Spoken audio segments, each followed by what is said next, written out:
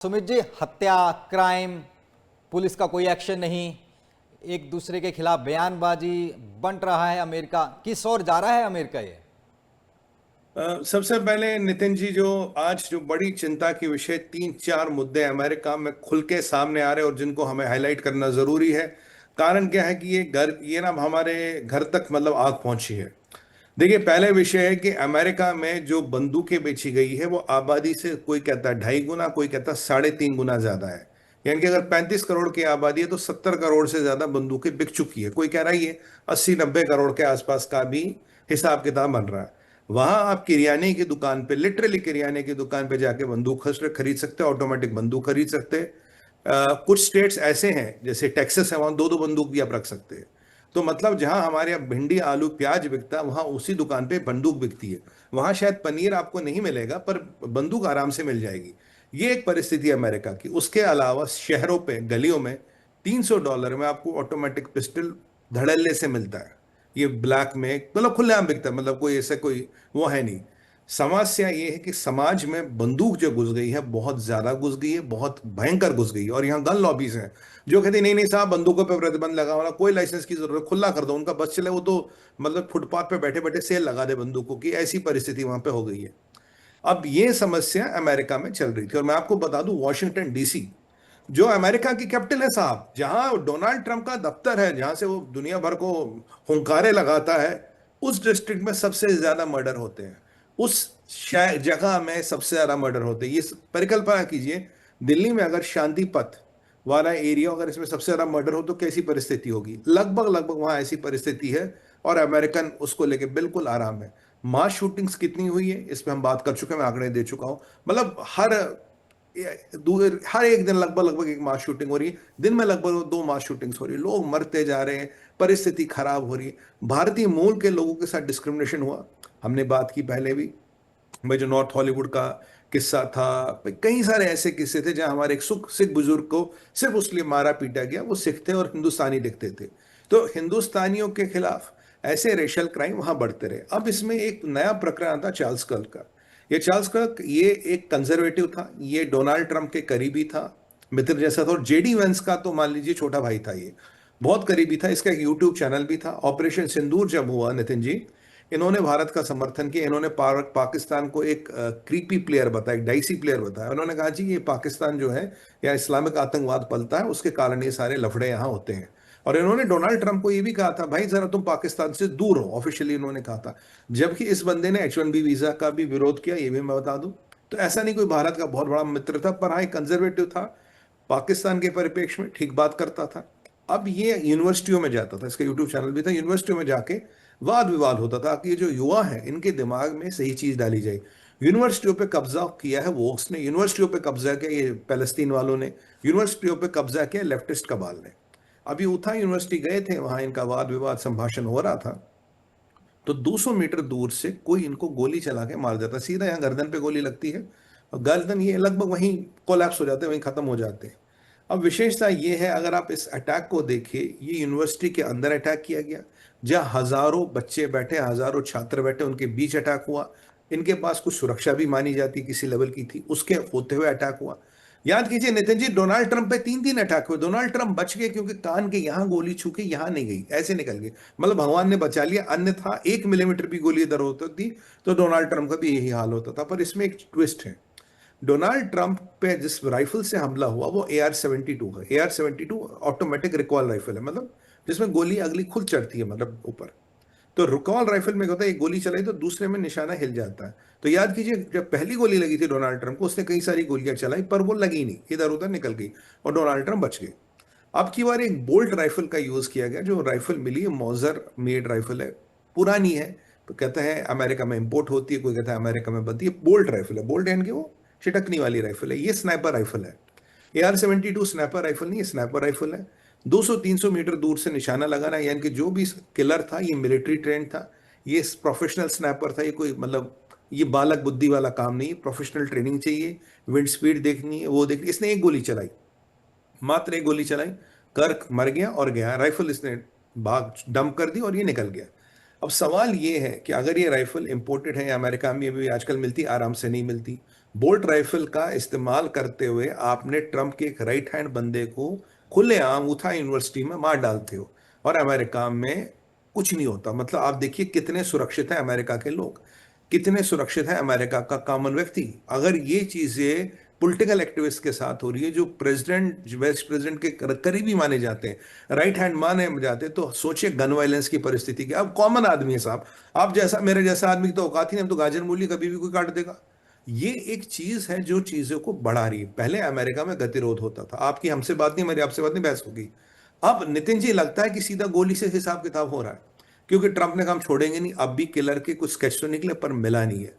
तो ट्रंप की सरकार में उसके राइट हैंड मैन को सरेआम मौत के घाट उतारना स्नाइपर राइफल से एक बहुत बड़ी चीज है। अगर ये उसके साथ हो सकता तो कौन सेफ है अमेरिका में? कौन सा पॉलिटिकल एक्टिविस्ट सेफ है? कल को तो किसी के साथ भी हो सकता है भाई, हर एक को सीक्रेट सर्विस तो प्रोटेक्ट करती नहीं। तो एक अमेरिका की राजनीति में मरने मारने का प्रकरण शुरू हो गया। ये बड़ा डेंजरस है, पहले ये नहीं होता था, पॉलिटिकल मर्डर्स नहीं होते थे इस लेवल पे। और ये कोई बाहर के ईरान वीरान के लोग नहीं है, संभवतः ये अंदर का ही है जिसने ये काम किया है। पहले ये घटना हुई तो इससे अमेरिका हिला, इससे दुनिया हिली। वैसे बाय द वे आज यूरोपियन पार्लियामेंट में साइलेंस की बात हुई तो उनमें भी आपस में गतिरोध है, उन्होंने नहीं किया, वो कोई बात नहीं।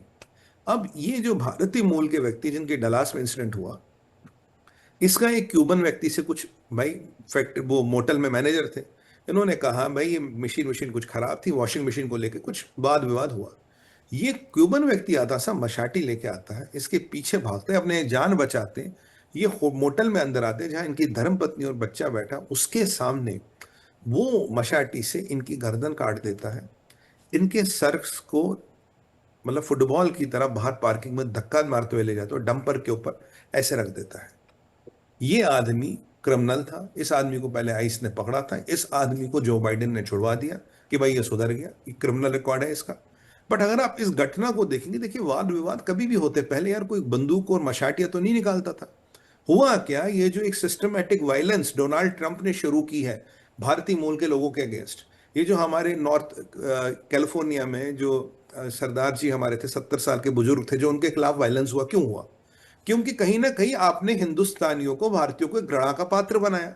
ये चंद्रमौलेश्वरन जी, प्रभु इनकी आत्मा को शांति दी, यार अपना काम कर रहे थे, अगर किसी विवाद में कोई गर्दन थोड़ी ना काटेगा। आप द्वेष का लेवल देखिए, फुटबॉल की तरह सर को किक करते हुए वहां लेकर डंपर के ऊपर रख दिया, पुलिस ने उसे पकड़ लिया, पर उनकी वाइफ, उनके बेटे के सामने एक हत्या हुई, उन्होंने छुड़ाने की कोशिश की, आदमी नहीं माना।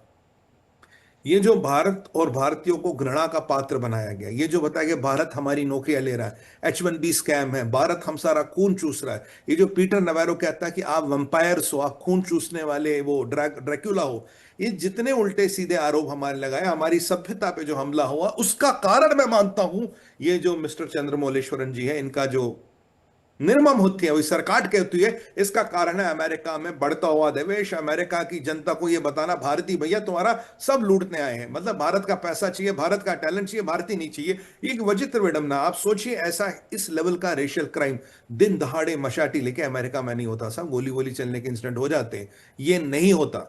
चार्ल्स क्र्क को मारा गया क्योंकि उससे हम विचार हमारे नहीं मिलते, ये डोनाल्ड ट्रंप का आदमी है। चंद्रमौलेश्वर जी को मारा गया क्योंकि भाई उससे हमारा आर्गुमेंट, मशीन कोई वॉशिंग मशीन को लेके छोटा मोटा आर्गुमेंट हुआ। अगर हम ये पूछते आज, अगर ये परिस्थिति है तो मेरा देश का नागरिक, मेरा भारतीय, मेरा एनआरआई भाई बहन, क्या हम सेफ है वहां पे? अगर आपके पास ग्रीन कार्ड है क्या आप सेफ हो? आपके पास अमेरिकन पासपोर्ट, आप सेफ हो क्या? क्योंकि मैं मानता हूं नितिन जी, पासपोर्ट आपके पास कोई भी हो, चाल बार और खाल कभी नहीं बदलती, जो हम है वो दिखेंगे जैसे हमें दिखेंगे।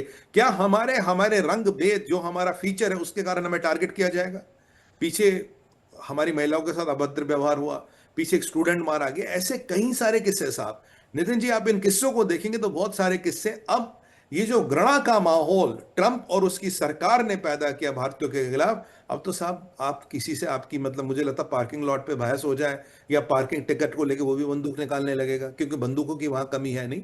तो यहां एक अमेरिका में एक जो शासन प्रशासन का ग्रिप है वो हमें कमजोर होता नजर आ रहा है, अमेरिका अराजक तरह की तरफ जाता हुआ नजर आ रहा है। और अनफॉर्चुनेटली हम लोग जो 1% ऑफ द पॉपुलेशन और 6% में टैक्स देते हैं, सबसे पावरफुल डायस्पोरा जो हमारा है, उसको टारगेट बनाया जा रहा है। इस व्यक्ति को मारने का, इतनी निर्मम हत्या करने का कोई कारण नहीं था, और उसने ये हत्या करके दिखाई है, दुनिया की सुर्खियां बन गई है। अब आप और मैं अमेरिका में आज के डेट में नौकरी कर रहे हो, आपकी हिम्मत होगी आप अपने चौकीदार से कुछ कह दो, आप अपने चपरासी को कुछ कह दो, अपने ड्राइवर को कुछ कह दो, अपने प्लम्बर इलेक्ट्रिशियन को कुछ कह दो, पता नहीं भैया क्या निकाल लेगा। तो ये एक अमेरिकन सरकार का फेलियर है। उन्होंने जो घृणा पैदा की है भारतीयों के अगेंस्ट, मैं मानता हूं ये उसका नतीजा। पर साहब, अगर आप ये सब करोगे तो आपका घर भी नहीं बचेगा, आपके घर तक भी तूफान आएगा। ये डोनाल्ड ट्रंप को समझना चाहिए। कल क्लिक को मारा है, आज अगर चंद्रमौलेश्वरन जी की निर्मम हत्या हुई है, तो आपके लोग भी कल नंबर आएगा। ये रुकने वाली चीज नहीं है। ये जरा मैं उनको समझा दूं। मैंने कहा ये बड़ा इंपॉर्टेंट है कहना। और मेरा निवेदन है, हमारे सारे भाई बहन जो अमेरिका में रहते हैं, जरा आप संभल के रहिए, अपने बच्चों को संभल के रखिए। जो हमारी माताएं बहनें वहां जाती है, जरा बहन जी संभल के रहिए। आजकल फतूर कुछ ज्यादा है। आजकल हमें मतलब ना, हमें वो इविल और ड्रैक्यूला बताया जा रहा है, हमें ब्लड सकिंग वैम्पायर्स बताया जा रहा है, हमारी कंट्री को लॉन्ड्री मार्ट बताया जा रहा है। और वो पीटर नवारो अब भी अमेरिका के शासन प्रशासन में, और कल इसका एम्बेसडर कहता जो यहां पे है कि हम ट्रेड डील करेंगे। तो मैं कह रहा हूं ये ट्रंप के क्या मतलब, क्या जैसे कहते हैं रावण के 11 चेहरे थे या 15 थे या 12 थे, तो ये ट्रंप के कितने चेहरे हैं? कभी एक चेहरे से कुछ कहता है, एक चेहरे से कुछ कहता है, एक हाथ से कुछ करता है, दूसरे हाथ से कुछ करता है। हमें इस आदमी को समझना पड़ेगा और इस आदमी से डील करना पड़ेगा, जो हम कर रहे हैं। बट अभी निवेदन यही है, जरा सब लोग संभल के रहिए। और अगर आप लोग अमेरिका जाना चाहते हो, तो भाई जरा अपने विषय पे, या कहीं भी बाहर जाना चाहते हैं, जरा जियोपॉलिटिकल परिस्थितियों को देखें भाई, सिचुएशन का आकलन करें और देखिए आप किसके लिए जा रहे हैं। कल मैं एक टीवी चैनल पे था जी, हमारे लोग फंसे, हमारे पंजाब के हरियाणा के भाई लोग फंसे यूक्रेन रशिया में। अब करीब 30 से 100 लोग फंसे। अब उनके भाई बहन कह रहे थे जी छुड़वा लो। भाई साहब कहाँ से छुड़वा ले, परिस्थितियां खराब है। एक बार लाए कह रहे जी तो जहां से मैं आगे गलती हो गई। मतलब उन शायद 6-7 बच्चों का बैच था, 3-4 तो मर भी गए, 3-4 बच्चे हैं। बहुत बहुत, मैं तो, मेरे तो लगभग लगभग आंखों में आंसू आ गए थे। इंग्लिश न्यूज चैनल पे था मैं। मतलब एक विकट परिस्थिति है भाई। इस चीजों को समझो, समझना पड़ेगा, जियो पॉलिटिक्स को समझना पड़ेगा। परिस्थिति अब बहुत ठीक नहीं है। अब वहां जो होता होता, हमारे घर, हमारे देश में बहुत रोटी है, हमारे घर में है रोटी, रोटी का व्यवस्था है। और भगवान न करे जब हम ये देह त्याग लेते, तो हमारे देश की मिट्टी में इतनी जगह है कि हमारी खाक को जगह मिल जाएगी। तो जरा ये संभल के रहिए। ये बड़ा संवेदन विषय है, इसको इंसुलेटेड इंसिडेंट में ना देखा जाए।